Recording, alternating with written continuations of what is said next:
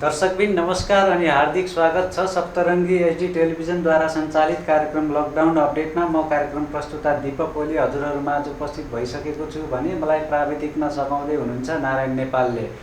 हामी सधैँ झै सामाजिक क्षेत्रमा रहनुभएका व्यक्तिहरूसँग कोरोना भाइरस रोकथाम तथा नियन्त्रण कसरी गर्ने भन्ने विषयमा र सामाजिक क्षेत्र मात्रै नभएर विभिन्न किसिमका स्थानीय तह, वडा कार्यालय, त्यसपछि टोल विकास संस्था लगायतका संस्थाहरूले के कसरी काम गरिरहनु भएको छ, यो महामारीबाट पन्छिनको लागि के कस्ता भूमिका खेलिरहनु भएको छ भन्ने विषयमा केन्द्रित रहेर छुट्टा छुट्टै क्षेत्रमा रहेका अतिथिहरूसँग हामी कुराकानी गर्ने गर्दैछौँ।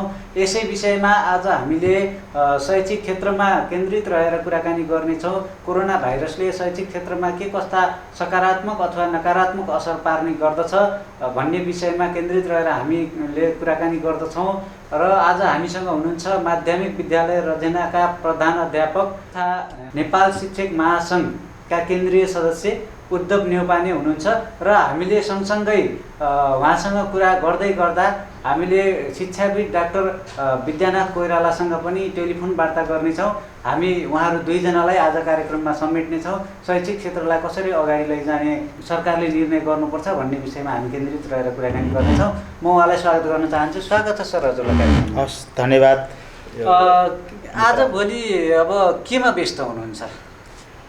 अब यो अहिले कोरोना भाइरस कोभिड-19 को व्यापकताले हामीलाई पनि लकडाउन गरेको छ र हामी पनि सबैजना होम क्वारेन्टाइन भनौँ, अब आफ्नै आफ्नै घरमा बसिराखेका हुनाले होम क्वारेन्टाइनमा छौँ। आम शिक्षक साथीहरू पनि आफ्नै घरमा हुनुहुन्छ, विद्यार्थी भाइ बहिनीहरू पनि सबै आफ्नै घरमा हुनुहुन्छ, आम सर्वसाधारण नागरिक पनि आफ्नै घरमा हुनुहुन्छ। यति बेला अब यो सर्वसाधारण नागरिकहरू जस्तो आफ्नो घरमा बस्नु भएको छ, उहाँहरू चाहिँ कोरोनाको महामारीबाट बच्नको लागि र आफू पनि बचाउँ अरूलाई पनि बचाउँ भन्ने धारणाका साथ उहाँहरू घरमा बस्नु भएको छ।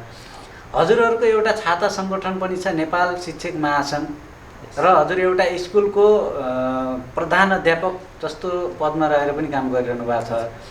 हजुरहरू घरमा बस्नुभन्दा पनि यो सामाजिक क्षेत्रमा आएर कोरोना भाइरस नियन्त्रणको लागि कसरी अगाडि बढ्ने भन्ने विषयमा काम गर्नुपर्ने जरुरी हुनुपर्ने हो। एकदमै उचित कुरो गर्नुभएको छ। हामी आफ्नो आफ्नो सबैको आफ्नो आफ्नो कार्यक्षेत्र हुन्छ।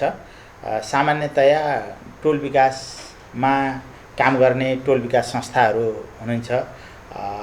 नेपाल सरकारका विभिन्न अङ्गमा रहेर काम गर्नेहरू विभिन्न जनप्रतिनिधि हुनुहुन्छ। प्रशासनिक तहमा बसेर काम गर्ने प्रशासनिक संयन्त्र पनि छ र शिक्षा क्षेत्रको जिम्मा शिक्षक, विद्यार्थी, अभिभावकहरूको जिम्मा रहन्छ। स्वाभाविक रूपले विद्यालयहरू भनेको कस्तो त भन्दा ठुलो सङ्ख्यामा विद्यार्थीहरू विद्यालयमा आएर पढ्नुपर्ने भएको हुनाले र यो कोभिड-19 को नेचरलाई हेर्दाखेरि ठुलो सङ्ख्यामा एकै ठाउँ जम्मा हुन नसक्ने अवस्था भएको, ठिक विपरीत है। एकातिर विद्यालय भनेपछि धेरै विद्यार्थी जम्मा हुने ठाउँ, कोभिड-19 को प्रभाव अझ बढी नकारात्मक ढङ्गले फैलिने, त्यसको प्रभाव असर मान्छेहरूमा पर्न जाने, धेरै भिडभाड भयो भने पर्न जाने भएको कारणले पनि स्वाभाविक रूपमा लकडाउनमा विद्यालयहरू छन् र यो लकडाउनको अवस्थालाई जति सक्यो छिटो छुटकारा चाहिने पाउनुपर्छ भन्ने हाम्रो मान्यता हो। हामीले विद्यार्थीहरूसँग रमाउनु पाउनुपर्छ। हामी शिक्षकहरू विद्यार्थीसँग हामीसँगै बसेर विद्यालयमा कक्षा कोठामा त्यो सहज वातावरण बन्नुपर्छ र बनाउनुपर्छ। नेपाल सरकारसँग पनि हामी यही आग्रह गर्छौँ कि छिटोभन्दा छिटो विद्यालयहरू खुल्नुपर्छ। विद्यालयहरूमा त्यो खालको प्रबन्ध गरिनुपर्छ नेपाल सरकारतर्फबाट। अब हामी जस्तो विगत 2 महिनादेखि हामी लकडाउनमा छौँ। नेपालमा पनि कोरोना भाइरस तीव्र रूपमा फैलिरहेको छ। अहिलेसम्म 1400 भन्दा बढी व्यक्तिहरूमा सङ्क्रमित भइसक्नु भएको छ। अब यो अवस्थामा आज करिब करिब जेठ पनि सिद्धिन लाग्ने अवस्था आइसक्यो। वैशाख र जेठ 2 महिना त गइसक्यो नै। अब गइसकेको अवस्थामा शैक्षिक क्षेत्रलाई त धेरै असर पर्यो। अब शैक्षिक क्षेत्र कता जाला? सरले भने जस्तै शैक्षिक क्षेत्रलाई असर परेको छ। शैक्षिक क्षेत्र मात्रै होइन, यो देशमा सबै क्षेत्रमा प्रभाव परेको छ जस्तो हामीलाई लाग्छ। तर तथापि म एउटा शिक्षक भएको नाताले आफू बसेको क्षेत्रमा असर परेको कुराहरू म प्रत्यक्ष भोगिराखेको छु। 2 महिना भइसक्यो विद्यार्थीहरू चैत्रको परीक्षा दिएर घरमा बसेका हुन्। उनको हातमा अहिलेसम्म किताब छैन, कापी छैन, कलम छैन, उनीहरूको पढ्ने इन्ट्रेस्ट छैन, है, जाँगर छैन, पढ्ने वातावरण बनिराखेको छैन, शिक्षक विद्यालयमा जाने वातावरण बनेको छैन। अहिले हजारौँको सङ्ख्यामा विद्यालयहरू क्वारेन्टाइन बनेका छन्। तमाम सङ्क्रमित अथवा मापदण्ड अनुसार बस्नुपर्ने, एउटा क्वारेन्टाइनमा रहनुपर्ने निश्चित बाहिरबाट आएका व्यक्तिहरू चाहिँ राख्ने थलो बनेको छ विद्यालय। र यो ढङ्गबाट झन अझ डरलाग्दो परिस्थितिको सिर्जना भएको छ। किनभने यो विद्यालय खुले पनि विद्यालयमा जाने कि नजाने भन्ने एक प्रकारको दुविधायुक्त मानसिकता अहिले शिक्षक र विद्यार्थीहरूमा बनेको छ। किनभने महिनौँ दिनसम्म त्यो क्वारेन्टाइनमा बस्ने जुन व्यक्तिहरू हुनुहुन्छ उहाँहरू सबै त सङ्क्रमित व्यक्ति होइन, त्यो हामीलाई थाहा छ। तथापि त्यो हुलमा, त्यो भिडमा कोही न कोही त निश्चित रूपमा सङ्क्रमित हुनुहुन्छ। र त्यो सङ्क्रमित व्यक्ति बसेको एउटा विद्यालयमा भोलि ती साना बालबालिकाहरू कसरी जाने पढ्न, है? जोखिमयुक्त भयो नि त। त्यो टिचर पढाउन कसरी जाने जोखिमयुक्त भयो। अभिभावकले जान त्यो विद्यालयमा कसरी के गरे आफ्नो छोराछोरीहरू पठाउने त्यो विद्यालयमा, त्यो पनि एक प्रकारको चाहिँ नि दुविधायुक्त प्रश्न उठिरहेको छ समाजमा। तथापि यो समस्या हाम्रो मात्रै होइन, हाम्रो देशको मात्रै पनि होइन, अहिले विश्वलाई आक्रान्त बनाइराखेका कारणले गर्दाखेरि हामी यो समस्याबाट भाग्ने होइन, हामी समस्या समाधान गर्ने हो। हामीले त्यसलाई हल गर्नुपर्छ, राज्यले पनि त्यसलाई हल गर्नुपर्छ। के गर्दा उपयुक्त हुन्छ त्यो चाहिँ नि भोलि व्यवस्थापनकै कुराहरू राज्यको अभिभारा हो। त्यो अब यो जुन कोरोना भाइरसले संसार रोइरहेको बेलामा योबाट कसरी छुटकारा पाउने र कहिलेसम्म हामी बन्दाबन्दी जीवनमा बस्ने भन्ने अवस्था नेपालीहरूलाई मात्रै नभएर विश्वलाई भइरहेको छ। यो अवस्थामा हजुरहरूको एउटा छाता सङ्गठन नेपाल शिक्षक महासङ्घले जस्तो हजुरहरूको तर्फबाट गर्नुपर्ने कोरोना नियन्त्रण तथा रोकथामको लागि के कस्ता कामहरू गरिरहनु भएको छ अहिलेसम्म? अब हामी शिक्षकहरूले पनि कोरोना रोकथामका लागि राज्यलाई सहयोग पुगोस् भन्ने उद्देश्यका साथ हामीले आफ्नो तलब सुविधा काटेर राज्यलाई त्यसको एउटा नम्स अनुसार 7 दिनको, 5 दिनको, 3 दिनको हामी सम्पूर्ण शिक्षकहरूले तलब काटेर दिएका छौँ, होइन? त्यो चाहिँ नि राज्यलाई सपोर्ट होस् भनेर नै हामीले दिएको हो।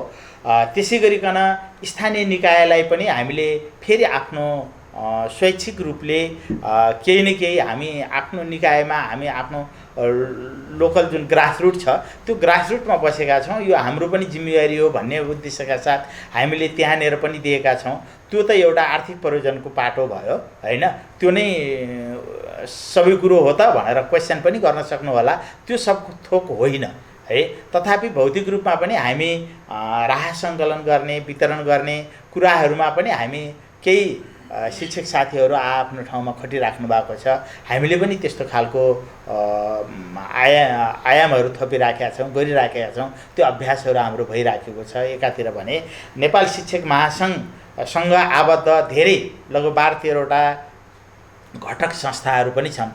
ती घटक संस्था मार्फत पनि हामी एउटा देशैभरि एक प्रकारको प्रशिक्षणमूलक कार्यक्रमहरू अहिले सञ्चालन गरिरहेका छौँ। जुम कार्यक्रम भनेर भन्छ, जुम मिटिङ भन्छ त्यसलाई। जुम मिटिङ अहिले महिनौँ दिन भइसक्यो हामी जुम मिटिङ गर्छौँ। प्रशिक्षणात्मक जुम मिटिङहरू भइराखेका छन्। एउटा कार्यक्रममा 500, 700, 1000 यसरी विभिन्न प्रदेश अन्तर्गत ती कार्यक्रमहरू भइराखेका छन्। अहिले पनि हामी छौँ। बिहान म आफै पनि बिहान 6:45, 7:15 बजेदेखि म त्यो कार्यक्रममा 9 बजीसम्म बसेँ। फेरि अब आज विशेष कारणले गर्दाखेरि म इन्भल्भ हुन पाएन। दिउँसो पनि विभिन्न प्रदेश अन्तर्गतका कार्यक्रमहरू थिए, हामीलाई इन्भाइट पनि भएको थियो। र यसरी पूर्व मेचीदेखि पश्चिम महाकालीसँगका शिक्षक साथीहरू, अधिकांश शिक्षक साथीहरू यसरी कुनै न कुनै माध्यमबाट जोडिनु भएको छ। उहाँ खाली चाहिँ हुनुहुन्न, हामीले खाली उहाँलाई भन्छ नि खाली दिमाग शैतानको घर, त्यो ढङ्गले घरमा बस्नुभन्दा कुनै न कुनै प्रशिक्षणमूलक कार्यक्रम, प्रविधिलाई कसरी जोड्ने भन्ने कार्यक्रम हामीले ल्याइराखेका छौँ र त्यसमा जोडिनु भएको छ। थुप्रै साथीहरू जोडिनु भएको छ। त्यो हाम्रो आफ्नो एउटा महासङ्घ अन्तर्गत का घटक संस्थाहरूले त्यो कार्यक्रम सञ्चालन गरेका छन्। यही नै महासङ्घको एउटा उपलब्धि। अब यो विकराल अवस्था आइरहेको अवस्थामा नेपाल शिक्षक महासङ्घले शैक्षिक क्षेत्र सुधारको लागि के तयारी गरेको छ? एकदम उचित कुरा गर्नुभयो। नेपाल शिक्षक महासङ्घको एउटा राष्ट्रिय समितिको सदस्यको हैसियतले म नेपाल सरकारसँग र आम समुदायसँग पनि के अनुरोध गर्न चाहन्छु भने यो अहिले यो कोरोना जुन भाइरसको सङ्क्रमण व्यापक रूपले फैलिएको छ, यो यसको फैलावटलाई हेर्ने हो भने एउटा व्यक्ति अथवा एउटा समूह अथवा एउटा कुनै समुदायले यसलाई समाधान गर्न सक्ला जस्तो लाग्दैन। यो मलाई लाग्छ सबै राजनीतिक दलहरू, सबै पेसाकर्मीहरू, सबै बुद्धिजीवीहरू, आम अभिभावकहरू, आम विद्यार्थी सबैले यसमा चाहिँ हामीले राम्रो एउटा अभ्यास गर्न सक्यौँ भने मलाई लाग्छ यो हामीले सजिलै निराकरण गर्न सक्छौँ। जस्तो राज्यले तमाम हाम्रा विद्यालयहरू छन्, ती विद्यालयहरूलाई प्रविधि मैत्री बनाउन सक्नुपर्छ। अहिले थोरै विद्यालयमा मात्रै प्रविधिको कुराहरू आइराखेको छ। त्यो प्रविधि जोडिएका विद्यालयहरूमा पनि सबै टिचरहरू एकदमै कुशल हुनुहुन्न है, सबै शिक्षकहरू प्रविधिसँग राम्रो परिचित पनि हुनुहुन्न। त्यसैले गर्दाखेरि पनि हामीलाई केही न केही समस्या आएको छ र प्रविधिमा अलिक बढी जोड गर्नुपर्छ। भोलि यो अवस्था आज मात्रै होइन, भोलि पनि यो अवस्था फेरि आउन पनि सक्छ र त्यसले गर्दाखेरि हामी सचेत चाहिँ हुनुपर्छ। विद्यालयमा प्रविधि मैत्री भयो भनेपछि हामीले भर्चुअल क्लास लिन सक्छौँ, अनलाइन क्लासहरू लिन सक्छौँ अथवा एफएम रेडियोको माध्यमबाट क्लासहरू सञ्चालन गर्न सक्छौँ र पनि हाम्रो समस्यालाई समाधान गर्न सक्छौँ र विद्यार्थी भाइ बहिनीहरूको जुन पढ्ने बानी हो त्यसलाई निरन्तर रूपमा हामीले अगाडि बढाउन सक्छौँ। जस्तो अब हजुरले भन्नुभयो कतिपय शिक्षकहरू यो जुन अहिलेको प्रविधिको उसमा पनि हुनुहुन्न, तयारीमा पनि हुनुहुन्न, सफल पनि हुनुहुन्न भन्ने पनि कुरा गर्नुभयो। अब यसलाई सफल बनाउन र विद्यार्थीको शैक्षिक क्षेत्रमा सुधार गर्नको लागि अनलाइनका कुराहरू छन्, हरेक कुराहरू छन्, यसलाई सिकाउनेतिर प्रयत्न गरेको छ नेपाल शिक्षक। यस्तो अब हामी यो प्रविधिको सुरुवात भएकै भर्खरै हो। हामीभन्दा धेरै अगाडि मलाई पढाएको गुरुहरू पनि हुनुहुन्छ अझै, उहाँहरूको पालामा त यो टेक्नोलोजीको विकासै भएको थिएन होइन। भर्खरै टेक्नोलोजीको विकास भएको कारणले गर्दाखेरि सबै शिक्षक साथीहरू यसमा आउनु सक्नु भएको छैन, यसलाई समात्न सक्नु भएको छैन। तथापि धेरै शिक्षक साथीहरू अब यो हामीले नगरी भएको छैन भन्ने कुराहरूमा विश्वस्त हुनुहुन्छ र उहाँहरू टेक्नोलोजीलाई पक्र्दै हुनुहुन्छ र हामी पक्र्दैछौँ है। हामी टेक्नोलोजीलाई पक्र्दैछौँ र हामी हाम्रा विद्यालयहरू प्रविधि मैत्री बनाउँदैछौँ। अब केही समय पश्चात तपाईँले देख्नुहुनेछ यदि राज्यको पनि यही ढङ्गले लगानी बढ्दै जाने हो, अझ राज्यले चाहिँ शिक्षा क्षेत्रमा लगानी थप्दै जाने हो भने विद्यालय, आम सामुदायिक विद्यालयहरू नम्बर 1 भन्छ। किनभने शिक्षकहरूसँग त्यो इम्पावर छ है, त्यो इम्पावर छ। तर वातावरण कहिलेकाहीँ राज्य तहबाट हुन सक्दैन, कहिलेकाहीँ अरू अन्य कुनै कारणले गर्दाखेरि व्यवधानहरू खडा भइराख्ने हुन्छ। त्यसैले गर्दाखेरि हामीलाई अप्ठ्यारो परेको होइन भने शिक्षकले चाहेमा गर्न नसक्ने कुराहरू छैन। मजासँग हामी कार्यक्रममै छौँ। सप्तरङ्गी टेलिभिजनद्वारा सञ्चालित कार्यक्रम लकडाउन अपडेटमै हामी छौँ र हामीसँग यति बेला हुनुहुन्छ माध्यमिक विद्यालय रजेनाका प्रधान अध्यापक तथा नेपाल शिक्षक महासङ्घका केन्द्रीय सदस्य उद्धव नेउपाने हामीसँग कुराकानीमा हुनुहुन्छ। हामी यति बेला यही शैक्षिक क्षेत्र सुधारको लागि कुराकानी गर्नको लागि शिक्षाविद डाक्टर विद्यानाथ कोइरालालाई हामीले सम्पर्क गरेका छौँ। उहाँ हाम्रो प्रत्यक्ष टेलिफोन सम्पर्कमा हुनुहुन्छ। डाक्टर साहब, हजुरलाई स्वागत छ कार्यक्रममा। धन्यवाद। यो जस्तो लामो समयदेखि नेपाल लकडाउनमा रहिरहँदा शिक्षा क्षेत्र पनि अलिकति असर परिरहेको अवस्था छ। अब हामीले सरस्वती भन्नुपर्दा शिक्षा क्षेत्र कतातिर जाला र कस्तो अवस्था होला यस विषयमा थोरै जानकारी गराइदिनु न। अहिलेसम्मको दृष्टिकोणबाट हेर्दाखेरि चाहिँ नि अब हामीले दुईटा बाटो सँगैसँगै गर्नुपर्छ भन्ने देखिन्छ। एउटा बाटो भनेर भनेको विद्यालय क्रमशः खोल्दै जाने बाटो हो। हजुर। दोस्रो बाटो भनेको विद्यार्थीमा क्रमशः पुग्दै जाने बाटो हो। हजुर हजुर। विद्यालय खोल्दै जाने बाटो भनेको कस्तो भनेदेखि विद्यालय खोल्ने नै हो भनेदेखि विद्यार्थीहरूलाई कमसेकम स्कुलमा जाने बित्तिकै जाँदाखेरि मुखमा पट्टी लगाउने, त्यसपछि हातमा चाहिँ पन्जा लाउने प्रबन्ध घरबाटै हुनु पर्यो। घरमा सकिँदैन भनेदेखि पालिकाले सघाउनु पर्यो। एउटा त्यो बाटो हो। हजुर हजुर। स्कुलमा गइसकेपछि जाने बित्तिकै थर्मल गनबाट विद्यार्थीको ज्वरो नाप्ने किसिमको कुरो एकदमै प्रबन्ध चाहियो। हात धुनलाई त्यो सेनिटाइजर, हात गर्नलाई सेनिटाइजरको कुरो पनि चाहियो। सँगसँगै गएर चाहिँ त्यो पानी र त्यसै हात धुने बन्दोबस्त पनि गर्नु पर्यो। सँगसँगै त्यो केटाकेटीहरूले चाहिँ वाफबाट सास ल्याओस् त्यो किसिमको कुरो पनि बन्दोबस्त मिलाउनु पर्यो। त्यति गरिसकेपछि अनि बल्ल केटाकेटी जब भित्र जान्छ क्लासभित्र गइसकेपछि दूरी कमसेकम 1 मिटरको दूरी कायम राखेर पढाउनु पर्यो। एउटा त्यो किसिमको बाटो हो। यदि त्यो सकिन्न भने हामीसँग चाहिँ अर्को विद्यार्थीकोमा पुग्ने बाटो सोच्नु पर्यो। त्यो भनेको कस्तो हो भनेदेखि शिक्षकले पाठहरूलाई 7 दिन 5 दिन कति दिनलाई दिन सकिन्छ त्यो हिसाबबाट पाठहरू बनाएर दिने। जसको घरमा रेडियो छैन, टेलिभिजन छैन, त्यस्तो केटाकेटीहरूलाई जिम्मा दिने। अब फलानु घरदेखि फलानु घरसम्म यसको जिम्मामा भन्ने किसिमको तरिका गर्ने। जसको घरमा रेडियो छ रेडियोबाट पुग्ने, रेडियोमा साना साना पाठहरू बनाउने र त्यो पाठ मार्फत विद्यार्थीमा पुग्ने। जसकोमा टेलिभिजन छ टेलिभिजन मार्फत पुग्ने, जसकोमा टेलिफोन छ टेलिफोन मार्फत पुग्ने। एसएमएस लेखेर हुन्छ कि फेसबुकमा पठाएर हुन्छ कि अथवा चाहिँ के गर्न सकिन्छ भनेर। जसकोमा रेकर्डर छ रेकर्डबाट पुग्ने, जसकोमा अनलाइन सुविधा छ अनलाइनबाट पुग्ने। मलाई चाहिँ यो सबै जसकोमा जे सुविधा छ त्योबाट पुग्ने। यही दुईवटा उपाय चाहिँ हाम्रो निम्ति अहिले देख्ने किसिमको स्थिति देखिन्छ। हजुर। जस्तो अब यो हजुरले भनेअनुसारले यो अनलाइनका कुराहरू पनि आए। अब यसमा चाहिँ अहिलेको अवस्थामा सबै विद्यार्थीहरूको घर घरमा अनलाइन नेटको पहुँच अथवा हरेक कुराहरूको दृष्टिकोणले हेर्दाखेरि अलिकति सम्भव गर्न के गर्नु पर्ला जस्तो लाग्छ? बडो राम्रो कुरो भन्नुभयो। म कसरी देख्छु भनेदेखि नि सबैलाई अनलाइनबाटै जान सकिन्छ भन्ने कुराकानी होइन, त्यो नजाने कुराकानी हुन्छ। जसकोमा सुविधा छ त्यसलाई सुविधामा लिएर जाने एउटा किसिमको तरिका हो। त्यसो रेडियोमा भए रेडियोमा, टेलिभिजन भए टेलिभिजन, अनलाइन भए अनलाइन, त्यसरी जाने एउटा तरिका हो। दोस्रो तरिका हामीसँग के राम्रो रहेछ अहिले भन्दाखेरि शिक्षकहरूलाई बिस्तारै अहिले मैले शिक्षक सङ्घ सङ्गठनका साथीहरूसँग हेरिरहेको छु।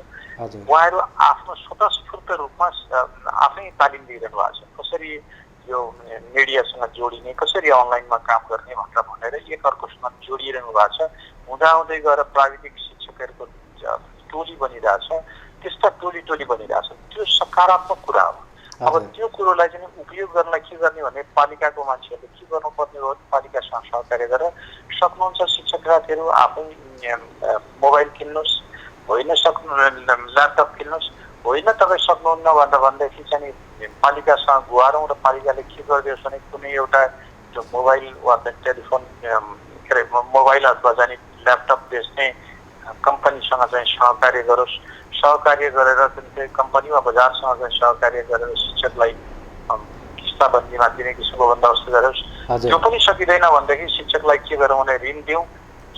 ऋण दिइसकेपछि ऋण चाहिँ प्रति महिना शिक्षकको तलबबाट काट्ने किसिमको डिजाइन गरौँ र 6 महिना 8 महिना कति महिनामा सकिन्छ शिक्षकलाई तपाईँ सक्नुहुन्छ ल गरौँ भन्दा भनौँ। यति गर्न सकियो भने शिक्षक प्रविधिमा सिपालु हुन्छ। पालिकाले चाहिँ त्यस्तोको निम्ति लगानी गर्ने किसिमको ठाउँ छ। त्यो लगानी गर्नलाई उहाँहरूले सक्नुहुन्छ। टेलिफोनसँग, रेडियोसँग, टेलिभिजनसँग त्यस्तोसँग पालिकाले सम्झौता गर्न सक्ने किसिमको गजबको व्यवस्था रहेछ। हुँदाहुँदै टेलिफोन कम्पनीले डाटा प्याक भनेर प्याक दिने किसिमको चलती पनि रहेछ। यसरी जान सकियो भने मलाई लाग्छ हामी चाहिँ बिस्तारै त्यो गतिमा जान सक्छौँ र हाम्रो विद्यार्थीहरूलाई घरै बसे पनि तिमीहरूको शैक्षिक सत्र खेर जाँदैन, पढाउन सकिन्छ भन्ने दृष्टिकोण बनाउन सक्छ। हजुर, अहिलेको अवस्थामा हेर्ने हो भने 2076 सालको एसई परीक्षा पनि भएको छैन र अहिले 11-12को पनि परीक्षा भएको छैन। यस विषयमा सरकारले अझै ठोस निर्णय पनि गर्न सकेको छैन। अब यिनीहरूको भविष्य कतातिर जाला, अथवा यो एसई परीक्षा र 11-12को परीक्षालाई कसरी सरकारले अगाडि लैजाला? सरकारसँग हामी जस्ता सडकमा बस्नेहरूले अनेक विकल्प देखिरहेका छौँ। विकल्प नम्बर 1, 10 र 11 को जाँच गर्नुपर्ने आवश्यकता किन हो र? किनभने त्यो 10 को जाँच 11 को जाँच भनेको टर्मिनेटिङ जाँच होइन। त्यसले चाहिँ कुनै तहलाई चाहिँ उ गर्दैन। जस्तो 8 क्लास पढेपछि आधारभूत तहको हुन्छ, 12 क्लास पढेपछि माध्यमिक तहको हुन्छ भने 10 र 11 तह हुने हो। त्यो तहै छैन, त्यसो भएपछि त्यो जाँच जित्यो। एउटा त्यो किसिमको बाटो हामीले सुझाएको हो। दोस्रो बाटो के किसिमको हो भने यदि जाँचै गर्नुपर्ने अवस्था हो भने खुला मोडबाट लैजाउँ। किनभने खुला मोडबाट जान सकिने सम्भावना छ। त्यो भनेको विद्यार्थीलाई पहिले प्रश्न दिन्छौँ, त्यो प्रश्नको उत्तर विद्यार्थीले दाजुसँग सोध्छ, दिदीसँग सोध्छ, बाउसँग सोध्छ, आमासँग सोध्छ, छिमेकीसँग सोध्छ, किताब पल्टाउँछ। तर मैले कहाँबाट यो जानकारी लिएँ भनेर भन्छ, प्रश्नको अनुहार बदल्नु। त्यो दोस्रो किसिमको बाटो हो। अब यो दुईटै बाटो चाहिँ हामीले खुला राखेको हो। तेस्रो बाटो चाहिँ के हो भने अब किन गरिराख्नु पर्छ यस्तो जाँच? यो जाँच गर्ने किसिमको कुरो स्कुलले नै गरिदियोस्। किनभनेदेखि खुला तरिकामा स्कुलले त अब कसरी जाँच गर्नुपर्छ गर्छ। स्तर पुगेन भनेर भनेदेखि स्तरीय परीक्षा गर्ने किसिमको व्यवस्था चाहिँ सरकारले गरिदियोस्। यति भइसकेपछि अल्लाह चाहिँ हामीले चाहिँ गर्न सक्छौँ भनेर भन्ने हाम्रो दृष्टिकोण हो। अब सरकार आँट किन नगर्दो रहेछ भनेर भन्ने मैले बुझेको छु भनेदेखि प्रधानमन्त्रीले नभनिकन शिक्षा मन्त्रीले खुट्टा चलाउन सक्नुहुँदो रहेनछ। अब त्यसले गर्दाखेरि चाहिँ गाह्रो के हो भने प्रधानमन्त्रीले त्यो कुरो कति थाहा पाउनु भएन, उहाँले आदेश दिनु भएन। यो स्थितिमा गएर हामी फस्या हुनाले अलिकति अप्ठ्यारो भएको। नत्र विकल्पहरू तयार छन्, खालि निर्णय मात्र गर्न लागि। यो केही समय अगाडि सरकारी विद्यालयहरूको भवनलाई चाहिँ धेरै मात्रामा क्वारेन्टाइनको भवन भनेर पनि प्रयोग गरिएको छ। अब यो निजी क्षेत्रका विद्यालयहरूले जेठको 21 गतेदेखि भर्ना सुरु गर्ने अथवा पढाइलाई नियमित दिने भन्ने कुराहरू पनि माग राखिरहेछन्।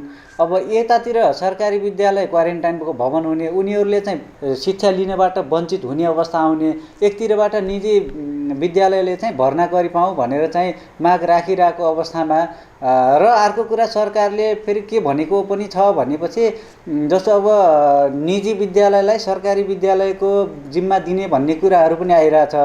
अब यसले गर्दाखेरि शैक्षिक क्षेत्रमा के कस्तो असर पर्न जाला, अथवा राम्रो फाइदा होला या बेफाइदा के होला? हजुर, बडो ठिक ल्याउनु भयो। म चाहिँ कसरी हेर्छु भने तिनवटा कुरा तपाईँले एकैसाथ भन्नुभयो। एउटा चाहिँ के हो भनेर भने निजी विद्यालयले स्कुल खोल्न खोजे, खोल्दाखेरि के नोक्सानी हुन्छ? सरकारी विद्यालय पनि स्कुल खोलोस् म भन्छु। एउटा तरिका हो। त्यो खोल्न सक्ने अवस्थामा अभिभावक पठाउन सक्ने अवस्थामा हुन्छ कि हुँदैन? यदि अभिभावक पठाउन सक्ने अवस्थामा छैन भने विद्यार्थीकोमा शिक्षक हुने तरिका चाहिँ गर्नु पर्यो। अब यति बेलासम्म त विद्यार्थी शिक्षकमा आउँथ्यो, स्कुलमा आउँथ्यो। अब स्कुलमा आउन सक्ने, कलेजमा आउन सक्ने अवस्था छैन भनेपछि विद्यार्थीको घरमा जान सक्ने सम्भावना छ। त्यो उपाय चाहिँ त्यो स्कुलहरूले सञ्चालन गर्नुपर्छ।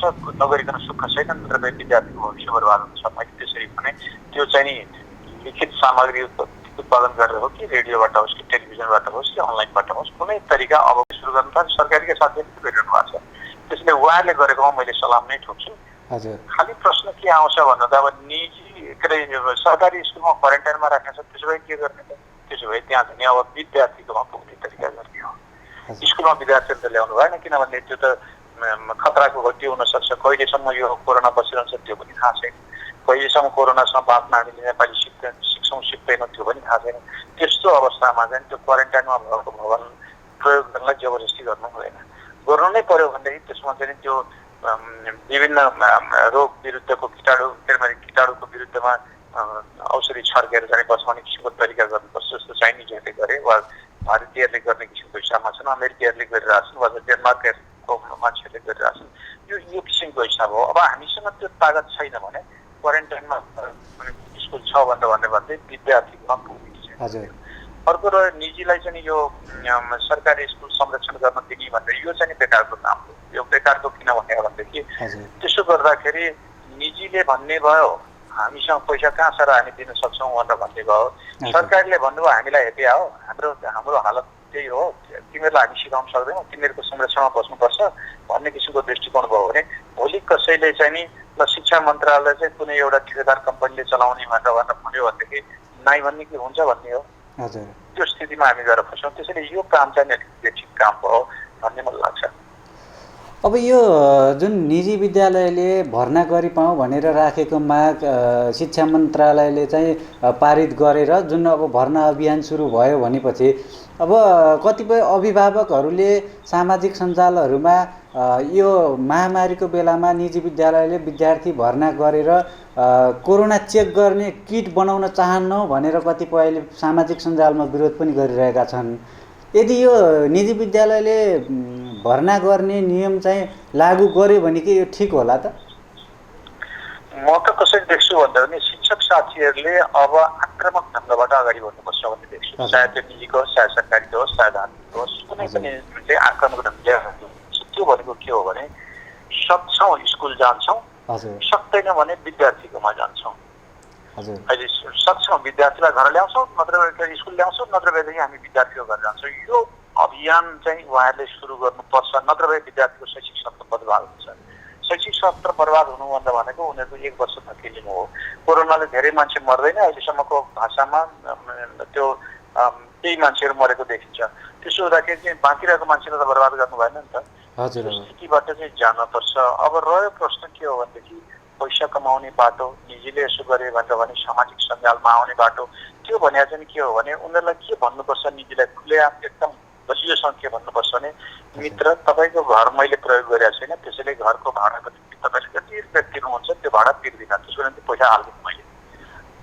तपाईँले चाहिँ नि ल्याब भनेर चाहिँ ल्याबको पैसा लिने गर्नुहुन्छ, तपाईँको ल्याब मैले प्रयोग गरेकै छैन, त्यसैले गर्दाखेरि म पैसा तिर्दिनँ। तपाईँको पुस्तकालय भनेर भन्नुभएको छ, पुस्तकालयको निम्ति तपाईँले के पनि गर्नुभएको छैन, त्यसैले तिर्दिनँ। तपाईँले खेलको निम्ति भनेर भन्नुभएको छ, खेल्न पनि तपाईँको आएको छैन, त्यसले पैसा तिर्दिनँ।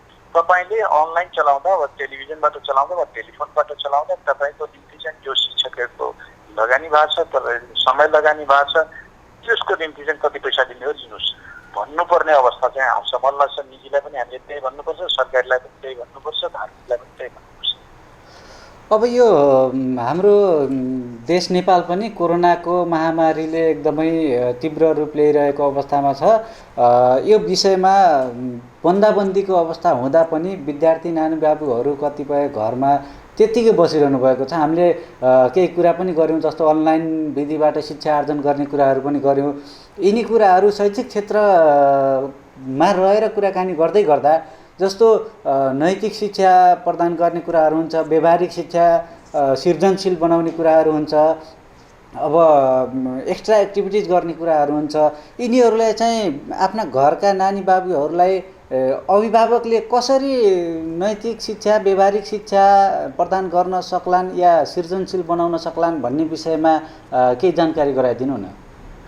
बडो सन्दर्भ कुरा ल्याउनु भएको छ। म चाहिँ कस्तो देख्छु भने अभिभावकले गर्न सक्ने केटाकेटीहरूलाई आँखा चिम्लेर एकछिन बस्नु भन्दा भन्नु सक्छ। हजुर, आँखा चिम्लेर बस्ने भन्दा भनेको नाकको टुप्पो हेरेर नि हेर, सास हेरेर पनि हेर, तिमी निधार ढुकुटीमा चाहिँ निधार त्यो आँखी मुखको बिचमा भएको त्यो ठाउँमा हेरे पनि हेर, र तिमीलाई मन परेको देवता देवी देवता सम्झे पनि सम्झ, खालि के पनि सम्झिन्न भनेर भने पनि हुन्छ, वा तिमीलाई मन परेको केटा वा मन परेको केटी सम्झे पनि सम्झ, तर त्यो राम्रो कुरो गर्ने मात्रै सम्झ भन्ने हो भने त्यसले के गर्दो रहेछ भने हाम्रो केटाकेटीहरूले योगको अभ्यास गर्दो रहेछ, जानी नजानिकन योगको अभ्यास गर्छ।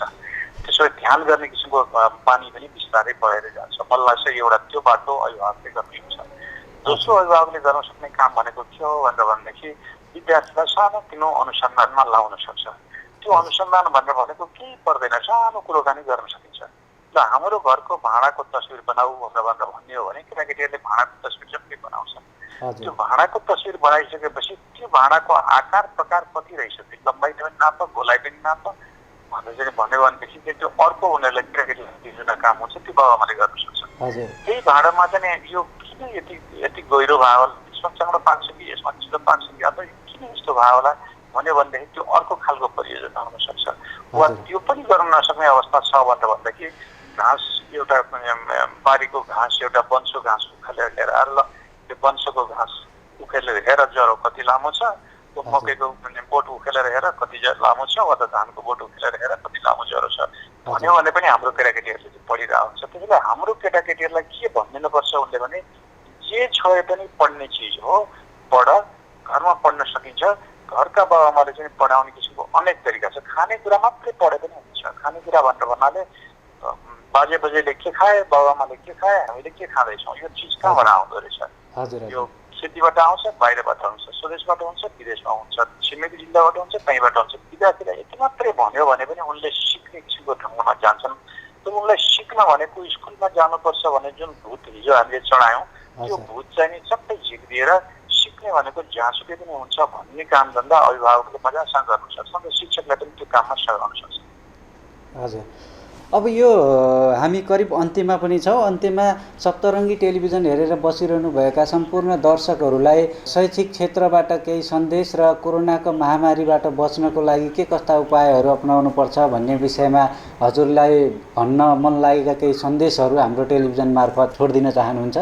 बडो अप्ठ्यारो प्रश्न पनि दिनुभयो र त्यसपछि मैले बुझेअनुसारको के कुराकानी हो भने पहिलो कुरो हामी कोरोनालाई जित्छौँ कि कोरोनासँग बाँच्छौँ कि कोरोनासँग भाग्छौँ, त्यो तिनवटा कुराकानी हामीले सोच्नुपर्ने हो। कोरोनासँग भाग्ने भनेको अहिले हामी लकडाउनमा बसिरहनु भनेको कोरोनासँग भागेको हो।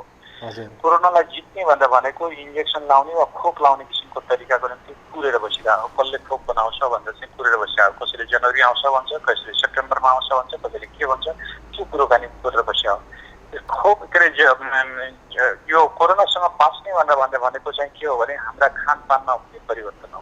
सामान्य ढङ्गबाट भनौँ, हिजो हाम्रा साथीहरूलाई कोरोना लाग्यो भनेर भन्ने साथीहरूले के गर्नुभयो भनेर भनेदेखि अदुवा, बेसार, कागती मजासँग पकाउनु भयो, पानीमा पकाएर चाहिँ त्यसपछि त्यो खानुभयो, पानीको बाफ लिनुभयो, त्यसपछि आफूलाई स्वस्थ बनाउनु, तातो पानीमै बाफ लिनुभयो, तातो पानीमा नुहाउनु हो, एउटा तरिका। चाइनिजहरूले चाहिँ नि त्यो केटाकेटीहरूलाई घर घरमा बाफ लिन सक्ने तरिकाहरू सिकाएको छ। यो तातो पानी खाइराख भनेर भन्ने तरिका सिकाएको छ।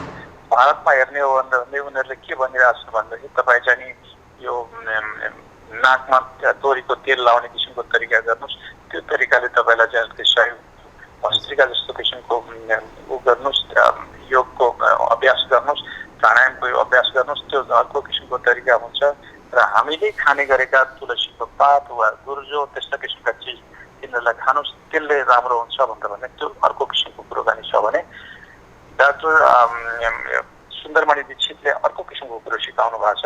त्यो सिकाएको के हो भनेदेखि पश्चिमाबाट हामीले साबुनले हात धुनुपर्छ भनेर पनि सिक्यौँ। अब हामीले चाहिँ के सिकाउँ भने हाम्रो नाक सफा गर्नुपर्छ, किनभने कोरोना बस्ने नाकमा हो, घाँटीमा हो र हातमा हो। हातबाट नाकमा र घाँटीमा जान्छ, त्यसले गर्दाखेरि चाहिँ नाक सफा गर्नुलाई चाहिँ तातो पानी, मनतातो पानी बनाऊ, त्यो भइसकेपछि त्यसमा अलिकति नुन राखौँ, एउटा नाकको पालबाट अर्को नाकबाट निकाल्ने, एउटा नाकबाट पालबाट करुवाले पानी हाल्ने र अर्कोबाट निकाल्ने, त्यो तरिका गरौँ। त्यो भनेको हाम्रो पुर्चौली भाषामा नेती, जसलाई नेती भन्छन्, त्यो नेतीको तरिकाबाट नाक सफा गर्न सकिन्छ। त्यसरी मुख खुल्ला राख्यो भनेदेखि त्यो नाकको एउटा नाकमा हालेको पानी अर्कोतिर जान्छ। घाँटी सफा गर्नको निम्ति चाहिँ हामीले घाँटी दुख्यो भनेर भन्दाखेरि चाहिँ त्यो नुन पानीले डल्ल गरेर गर्छौँ। त्यो प्रक्रिया गऱ्यौँ भनेदेखि हामीसँगबाट मलाई चाहिँ खासै केही फरक पर्दैन भन्ने किसिमको दृष्टिकोण बनाउन सकियो भनेदेखि राम्रोसँग हामी बस्न बचाउन सक्छौँ। तिनटै उपायहरूमा हाम्रा साथीहरू, हाम्रो अभिभावकहरू, हाम्रो शिक्षकहरू, हाम्रा व्यवस्थापन समितिका साथीहरू, हाम्रा दिग्गजहरू, विज्ञहरू सबैजना क्रियाशील बनौँ, मेरो शुभकामना। हामीलाई यतिन्जेलसम्म सप्तरङ्गी टेलिभिजनमा फोन संवादको लागि समय दिनुभयो र आफ्ना महत्त्वपूर्ण भनाइसहित हाम्रा टेलिभिजन हेरेर बसिरहनुभएका सम्पूर्ण दर्शकहरूलाई सन्देश पनि हजुरले दिइसक्नु भएको छ। हजुरलाई समय र संवादको लागि धेरै धेरै धन्यवाद छ डाक्टर साहब। मलाई पनि यो अवसर दिनुभएकोमा यहाँ यो सप्तरङ्गी टेलिभिजनलाई आभार व्यक्त गर्छु। यतिन्जेल हामीसँग टेलिफोन वार्तामा कुराकानी गर्नुभयो शिक्षाविद डाक्टर विद्यानाथ कोइराला र उहाँले शैक्षिक क्षेत्र कसरी सुधार गर्न सकिन्छ र अगाडि लैजान कसरी सकिन्छ भन्ने विषयमा केन्द्रित रहेर हामीले उहाँसँग कुराकानी गऱ्यौँ। म फेरि पनि रजेना माध्यमिक विद्यालय रजेनाका प्रधान अध्यापक तथा नेपाल शिक्षक महासङ्घका केन्द्रीय सदस्य उद्धव नेउपानेसँगको कुराकानी फेरि जोड्न चाहन्छु। हजुरलाई फेरि स्वागत छ। धन्यवाद। अब यो एसई परीक्षा 11-12 को परीक्षा पनि अहिलेसम्म भएको छैन। अब यसले गर्दाखेरि विद्यार्थीको भविष्यलाई कसरी हामीले परिभाषित गर्छौँ? तपाईं अहिले हेर्दै हुनुहुन्छ सप्तरङ्गी एचडी टेलिभिजन। यो कसैले बनाएको डिजाइन गरेको कुराहरू नभएर यो अप्रत्याशित रूपमा एउटा प्राकृतिक घटना भन्छु मैले यसलाई, एउटा प्राकृतिक घटना हो। अब यसमा कसलाई दोष दिने? यो अवस्थामा परीक्षा सञ्चालन गर भनेर राज्यलाई दबाब दिएर पनि राज्यले पनि कसरी गर्न सक्छ र, हैन? राज्यले आफ्नो साधन स्रोत क्षमतालाई भ्याएसम्म त पटक पटक जमर्को गर्न खोजेको जस्तो मैले आभास मानेको छु। किनभने राष्ट्रिय परीक्षा बोर्डबाट पटक पटक मलाई फोन आइरहेको छ। हामी कहाँ पनि एउटा सेन्टर छ, त्यहाँ चाहिँ नि +2 तर्फ भनौँ 11-12 का विद्यार्थीहरूको पनि सेन्टर छ र सी परीक्षा दिने परीक्षार्थीहरूको पनि त्यहाँ चाहिँ नि सेन्टर छ, केन्द्र छ। त्यो भएको कारणले गर्दाखेरि हामीलाई पनि सोधिराख्नु भएको हुन्छ। तर मैले यसो हेर्दा उहाँहरूको जमर्को त छ, उहाँले गर्न चाहिँ खोज्नु भएको छ। तर गर्न खोज्दै पनि नेपालमा केही कम थियो यो सङ्क्रमण, यो कोरोना भाइरसबाट सङ्क्रमित सङ्ख्याहरू केही कम थियो र अहिले हत्तै चाहिँ नि बढेको छ। 81 चाहिँ नि बाहिर रहनुभएका चाहिँ नि हाम्रो नेपाली दाजुभाइ दिदीबहिनीहरू नेपालभित्र प्रवेश गर्दा वात्त नेपालमा चाहिँ नि 81 सङ्क्रमण बढेको देखिन्छ। यही कारणले होला अहिले फेरि केही स्थगित भएको छ, त्यो कुरा चाहिँ नि उठिराखेको छैन। मलाई लाग्छ सहज वातावरण भयो भनेपछि यो आउनुपर्छ, यो चाहिँ नि परीक्षा हुन्छ होला जस्तो लाग्छ। र यदि हामीले त अब दुईवटा कुराहरू के, या त हाम्रो शिक्षा क्षेत्रको कानुनलाई परिमार्जन गरेर एसई परीक्षालाई हामीले सेन्टर परीक्षालाई नै एउटा मूल्याङ्कनको पाटो मानेर उनीहरूलाई 11मा पढ्ने वातावरण बनाउनु पर्यो, या हामीले चाहिँ नि उनीहरूलाई परीक्षामा सामेल गराएर 11मा पढ्ने वातावरण बनाउनु पर्यो। अझै त खास बिग्रेन त, अब यो बिग्रियो हेर्नुहोस्, यसमा कमजोरी त थुप्रै रह्यो नै। यसलाई मैले एकदमै राम्रो अवस्था त मैले भन्दै सक्दैन।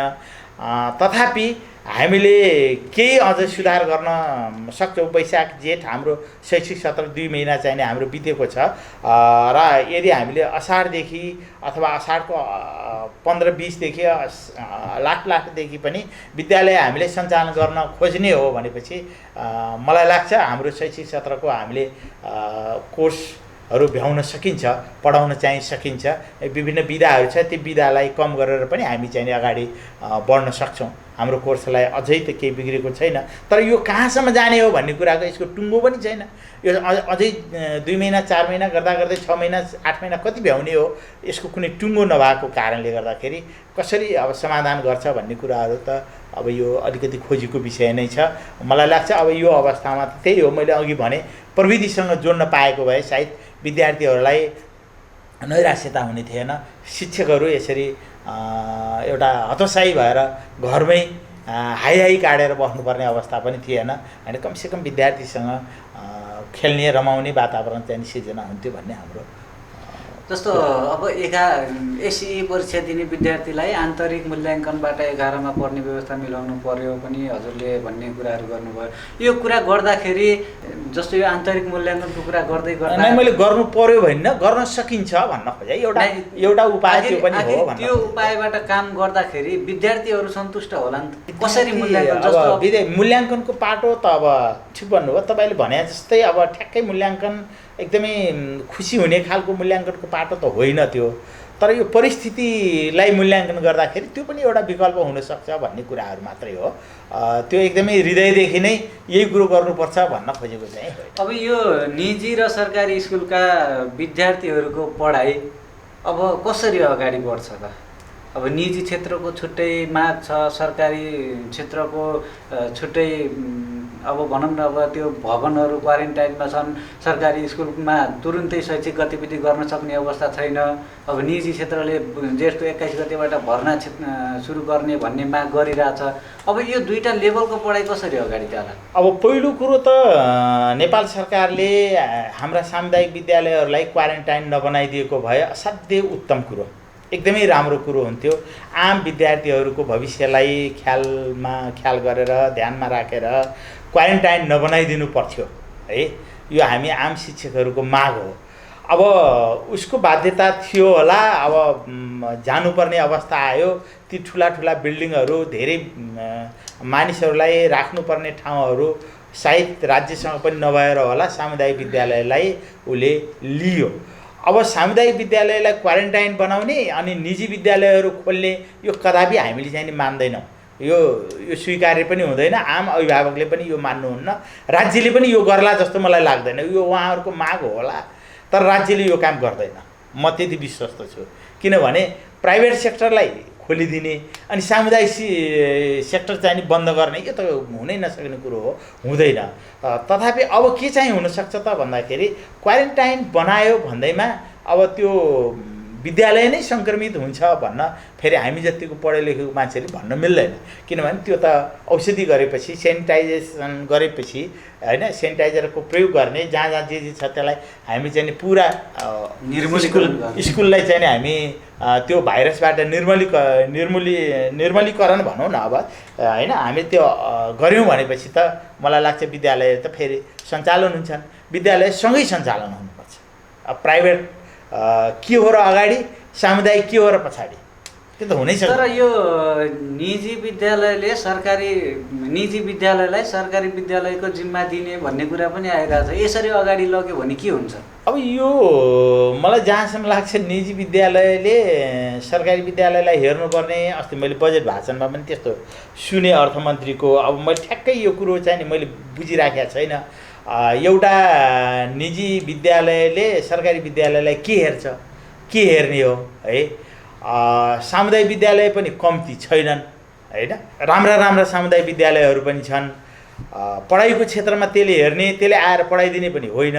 अब अरू कुनै उद्देश्यका साथ भनिराख्नु भएको छ अर्थमन्त्रीले अथवा नेपाल सरकारले त्यस्तो केही सोच विचार गरेका छ भने त्यो प्रष्ट रूपमा बाहिर पत्र पत्रिकाबाट आएको छैन। हेर्ने भन्ने कुराहरू चाहिँ नि आएको थियो, त्यो के हेर्ने हो त्यो भन्न खोजेको कुरो अझै म स्पष्ट चाहिँ नि भएको छैन। त्यही भएर मैले यो धेरै कुरा चाहिँ नगरौँ। मलाई लाग्छ बरु निजी स्कुल, सामुदायिक स्कुलहरू पठन पाठनको सवालमा एकाकार भएर जाने भन्ने कुराहरू हुनसक्छ, त्यो चाहिँ हुनसक्छ। त्यो एक ढिका भएर गइसकेपछिको परिणाम के आउँछ? परिणाम त राम्रो आउँछ नि त। त्यसको परिणाम तपाईँको विभेद त हुँदैन नि, विभेदको अन्त्य हुन्छ। अब विभेद भन्दै गर्दा जस्तो निजी विद्यालयमा सरकारी विद्यालयका विद्यार्थीहरू लगेर पढाउने भन्नु खोजेको मतलब त्यही नै होला? होइन, निजी विद्यालयमा सरकारी विद्यार्थीहरू हुल्ने भन्न खोजेको पनि होइन। निजी विद्यालयमा पढ्ने विद्यार्थीहरूलाई सरकारी विद्यालयमा ल्याएर राख्ने भन्न खोजेको पनि होइन। हरेक गतिविधिहरू हुन्छन्, पाठ्यक्रमका कुराहरू हुन्छन्, पाठ्यपुस्तकका कुराहरू हुन्छन्, अनि हामीले सिक्ने सिपहरूका कुराहरू हुन्छन्, हामी विद्यार्थीसँग जाने माध्यमका कुराहरू हुन्छन्। यी सवालहरूमा हामी एकजुट भएर जान सक्छौँ। निजी बोर्डिङ स्कुलहरू पनि र सामुदायिक स्कुलहरू पनि हामी एकजुट भएर जान सक्छौँ र सबैसँग छन्। सामुदायिक स्कुलसँग पनि विभिन्न राम्रा रचनात्मक कुराहरू छन्, निजी बोर्डिङ स्कुलसँग पनि छन्। ती सबै कुराहरूलाई सबैले संयमताका साथ अपनाउँदै गयौँ भने मलाई लाग्छ दुवै पक्षको सुधार हुन्छ। यहाँ कुनै सामुदायिक विद्यालयहरू खत्तम भयो र निजी विद्यालयहरू एकदमै माथि गयो भनेर त्यसो गर्न खोजिएको पनि होइन। यो पढाइको कुराहरू त सबै सँगसँगै जाने कुराहरू नहुने, सबै विद्यार्थीका आवश्यकताहरू हुन्। ती आवश्यकताहरू पुरा गर्नको लागि सबै सेक्टरले समान ढङ्गले लानुपर्छ, जानुपर्छ भन्ने हाम्रो मान्यता। यता सरकारी क्षेत्रलाई क्वारेन्टाइन, सरकारी स्कुलका भवनलाई क्वारेन्टाइन बनाएर त्यहाँ चाहिँ भारत लगायत तेस्रो मुलुकबाट आउने मान्छेहरूलाई त्यहाँ राखिरहेको अवस्थामा यो प्राइभेट सेक्टरका निजी विद्यालयहरूले चाहिँ जेठ 21 गतेबाट भर्ना गर्ने भनेर आत्तिनुको कारण के देख्नुहुन्छ हजुरले? अब मैले ठ्याक्कै त्यसरी आरोपै लगाउन चाहिँ नि खोजे पनि छैन र म उहाँहरूलाई सम्मानै गर्छु। शिक्षा क्षेत्रमा उहाँहरूको पनि थुप्रै चाहिँ कन्ट्रिब्युसन छ, उहाँहरूको थुप्रो लगानी पनि छ।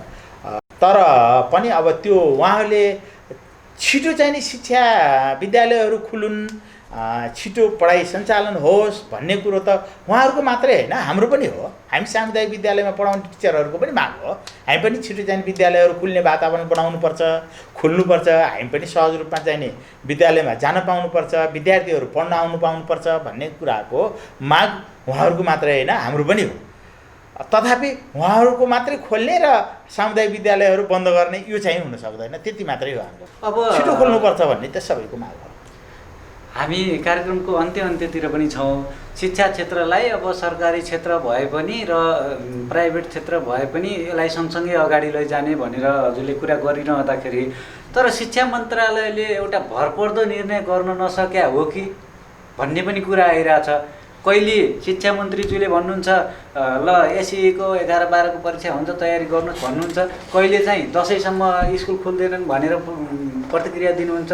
यस्तो हुनुले विद्यार्थीको भविष्य धन अन्योल्न पर्न होइन। गएको। अब यो परिस्थितिसँग यसले मेल खान्छ जस्तो लाग्छ मलाई। अब यहाँ कोरोना सङ्क्रमणको कुराहरू अलिक कम भएको अवस्था थियो। साँच्चै भन्यो भने अमेरिकातिर, क्यानाडातिर, युरोपियन कन्ट्रीहरूतिर महामारीको रूपमा फैलिरहँदा नेपालमा अलिक कमै थियो नि।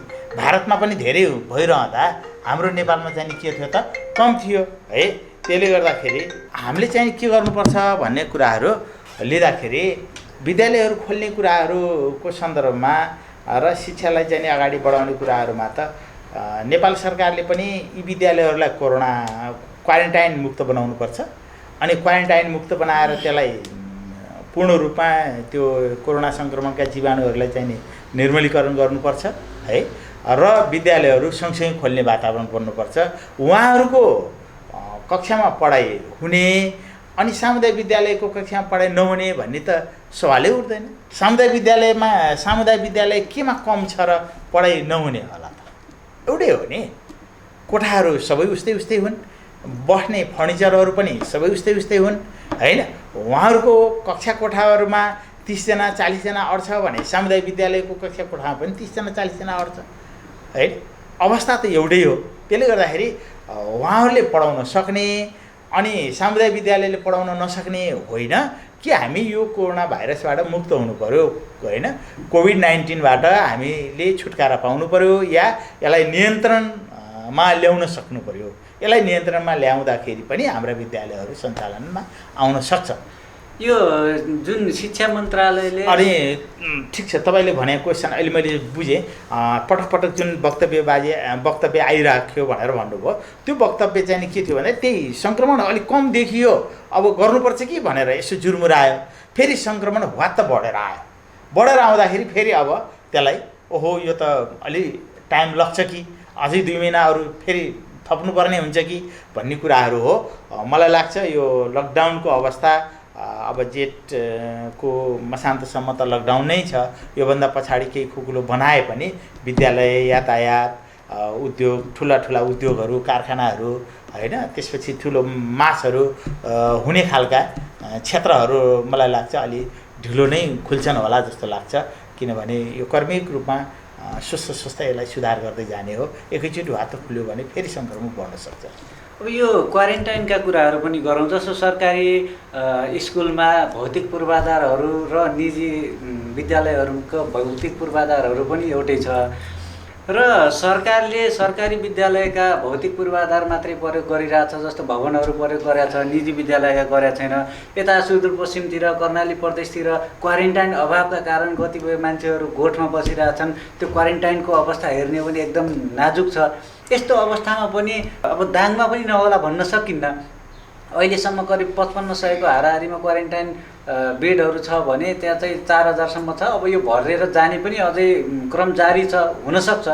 अब पछिको अवस्थामा त्यस्तो हुँदाहुँदै पनि निजी विद्यालयका भवनलाई प्रयोग गर्न नसक्नु यो चाहिँ सरकारको कमजोरी हो या अरू केही नै? के बुझ्नु भएको छ हजुरले? अब यसरी सरकारको कमजोरी नभनौँ, प्राइभेट बोर्डिङ स्कुलहरू एक प्रकारले निजी हुन् है। जति सजिलो सामुदायिक सरकारी संस्थाहरूलाई लिन सजिलो हुन्छ त्यति निजीलाई हुँदैन होइन। सार्वजनिक सम्पत्ति जसरी सरकारले प्रयोग गर्न जति सजिलो हुन्छ त्यति निजी स्तरका सम्पत्तिहरू प्रयोग गर्न चाहिँ गाह्रो हुन्छ। त्यसले गर्दाखेरि पहिलो प्रयास त उसले सार्वजनिक आफ्नै सम्पत्ति सार्वजनिक सम्पत्ति नेपाल सरकारले प्रयोग गर्दै जान्छ। त्यसले पनि नपुगेपछि त मलाई लाग्छ अब जाने त कहाँ हुन्छ र त्यही निजी स्कुल कि बोर्डिङ स्कुलहरू पनि अब ल्याउनै पर्ने हुन्छ, क्वारेन्टाइन बनाउनु पर्ने हुन्छ होला।